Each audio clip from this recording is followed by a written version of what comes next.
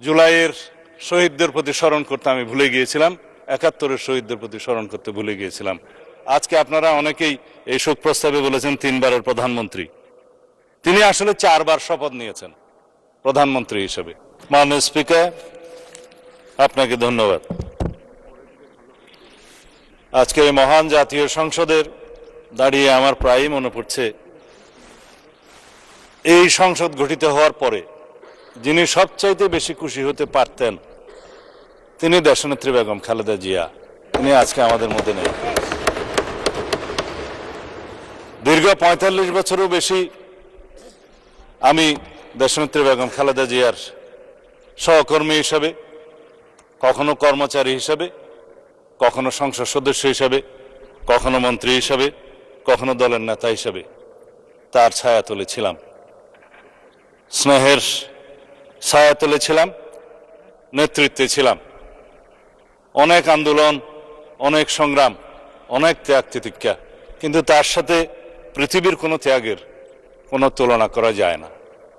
তিনি একসময় সামরিক স্বৈরাচার বিরোধী আন্দোলনে নেতৃত্ব দিতে দিতে গণতন্ত্রকে অবমুক্ত করেছিলেন, সামরিক স্বৈরাচারকে হটিয়েছিলেন, খেতাব পেয়েছিলেন দেশনেত্রী। তখন আপসহীন নেত্রী হিসেবে তিনি খেতাব পেয়েছিলেন। তারপরে গণতন্ত্রের যে যাত্রা ১৯৯১ সালে শুরু হলো, সংসদীয় গণতন্ত্রের যাত্রা শুরু করলেন। তার হাত দিয়ে এদেশে সংসদীয় গণতন্ত্রের পুনরায় যাত্রা শুরু হয়েছিল। তার হাত ধরেই এদেশে তত্ত্বাবধায়ক সরকার পদ্ধতি চালু হয়েছিল এবং তার হাত ধরেই বাংলাদেশে গণতন্ত্র এবং নারী শিক্ষার অগ্রগতি হয়েছিল অভূতপূর্ব। ২০০১ সালে তিনি যখন আবার প্রধানমন্ত্রী নির্বাচিত হলেন, আজকে আপনারা অনেকেই এই শোক প্রস্তাবে বলেছেন ৩ বারের প্রধানমন্ত্রী। তিনি আসলে ৪ বার শপথ নিয়েছেন প্রধানমন্ত্রী হিসেবে। ১৯৯১ সালে প্রধানমন্ত্রী হিসেবে তখন রাষ্ট্রপতি শাসিত সরকারের সময় একবার প্রধানমন্ত্রী হলেন।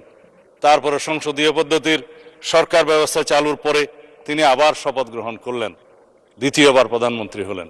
তৃতীয়বার প্রধানমন্ত্রী হলেন ২০০১ সালে এবং চতুর্থবার ১৯৯৬ সালে ষষ্ঠ জাতীয় সংসদে তিনি প্রধানমন্ত্রী নির্বাচিত হলেন। এই ৩ বার, চতুর্থবার ২০০১ সনে প্রধানমন্ত্রী নির্বাচিত হলেন। তিনি অপরাজিতা। বাংলাদেশের রাজনীতিতে এরকম আর কোনো নজির নাই, উপমহাদেশে আছে কিনা জানি না। যতবারই যত আসনেই তিনি নির্বাচন করেছেন ততবারই তত আসনে তিনি নির্বাচিত হয়েছেন। তিনি আপসহীন দেশনেত্রী হিসেবে খেতাব পেয়েছেন।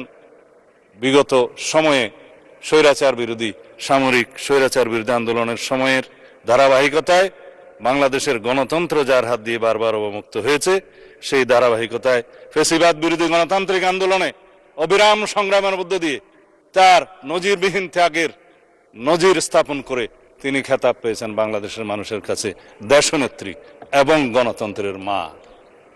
আজকে সেই গণতন্ত্রের মা আমাদের মধ্যে নেই।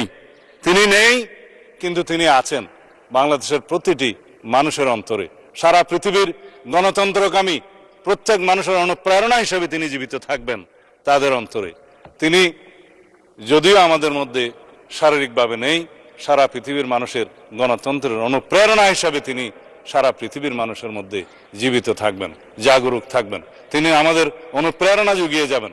তার সেই নেতৃত্ব, গণতন্ত্রের জন্য অপরিসীম ত্যাগ এবং তার সংগ্রামের কাহিনী আজীবন বাংলাদেশের ইতিহাস যতদিন থাকবে ততদিন এদেশের মানুষ স্মরণ রাখবে এবং অনুপ্রাণিত হবে। আজকে দীর্ঘ আলাপ করার সময় নেই, কিন্তু তার জীবনে নিয়ে আলাপ করতে গেলে জাতীয় সংসদের অধিবেশন একটি কেন, প্রত্যেকটা অধিবেশনেই যেন কম হয়ে যাবে। সুতরাং আমি আজকের এই মহান জাতীয় সংসদে, যেহেতু আমাদের দীর্ঘ ১৭ বছরের রক্তের উপর দাঁড়িয়ে, যেই গণতান্ত্রিক সংগ্রামের উপরে দাঁড়িয়ে শহীদের আকাঙ্ক্ষার ভিত্তিতে যে ভিত্তি নির্মাণ হয়েছে, তার ভিত্তিতে আমরা এই জাতীয় সংসদে দাঁড়িয়ে আছি, সেই জন্য আমি আজকে সময় বেশি নেব না। এই কামনা শুধু করতে পারি তিনি আমাদের গণতান্ত্রিক সংগ্রামে আজীবন অনুপ্রেরণা হয়ে থাকবেন। যারা দীর্ঘ ১৭ বছরের ধারাবাহিক সংগ্রামকে প্রত্যক্ষ করেছেন, যার ধারাবাহিকতায় 2024-এর ছাত্র গণ অভ্যুত্থান সংগঠিত হয়েছে, সেই অভ্যুত্থানের একটি বিশাল অংশ জুড়ে দেশনেত্রী বেগম খালেদা জিয়ার নেতৃত্ব আমাদেরকে অনুপ্রেরণা এবং সাহস জুগিয়েছিল।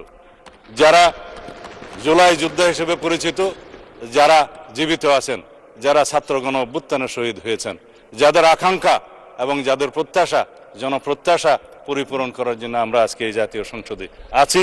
আমাদের প্রত্যেকের দায়িত্ব এবং কর্তব্য হচ্ছে দেশনেত্রী বেগম খালেদা জিয়া যে বাংলাদেশ দেখতে চেয়েছিলেন, গণতন্ত্রের যে সুদৃঢ় ভিত্তি রচনা করতে চেয়েছিলেন, সেই সুদৃঢ় ভিত্তি সাম্যের ভিত্তিতে, ন্যায় বিচারের ভিত্তিতে, মানবিক মর্যাদার ভিত্তিতে সেই বৈষম্যহীন বাংলাদেশ আমাদেরকে বিনির্মাণ করতে হবে। আমরা সেই পথেই যাব। মাননীয় স্পিকার, আপনাকে আবারও ধন্যবাদ জানাই। খোদা হাফেজ। বাংলাদেশ জিন্দাবাদ। জুলাইয়ের শহীদদের প্রতি স্মরণ করতে আমি ভুলে গিয়েছিলাম, 71-এর শহীদদের প্রতি স্মরণ করতে ভুলে গিয়েছিলাম। আমি ক্ষমা প্রার্থনা করছি। আজকে আমরা শহীদের রক্তের উপর দাঁড়িয়ে যেহেতু এই সংসদে দাঁড়িয়ে আছি, সেই জন্য আমাদের সকল শহীদদের প্রতি আমাদের বিনম্র শ্রদ্ধা থাকবে। ধন্যবাদ।